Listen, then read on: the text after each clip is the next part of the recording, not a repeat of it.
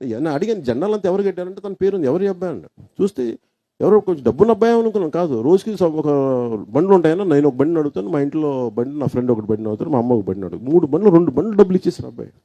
నాకు మరి వాళ్ళకి నేను రుణపడి ఉంటాను. ఇక్కడ నేను అందుకని చెప్పి ఓటమి గెలుపులు నాకు సంబంధం లేదు, నేను వాళ్ళకి రుణపడి ఉన్నాను. పార్టీ ఓడిపోయిన తర్వాత ఎందుకు నిలబడినా, మరింత మొండిగా ఎందుకున్నానంటే నా కోసం ఒక 6% ప్రజలు నిలబడ్డారు, ఒక 7% ప్రజలు నిలబడ్డారు. వాళ్ళ కోసం నిలబడాలి. 93% నిలబడక్కర్లా నాకు, ఓకే. కానీ నా కోసం 7% మంది ప్రజలు నిలబడ్డారు. That's how your perception should be. ఇప్పుడు మేము వచ్చి ఇప్పుడు రాపాక వరప్రసాద్ గారు వెళ్ళిపోయారు. But he has to understand, like support చేసిన జన సైనికులు కదా.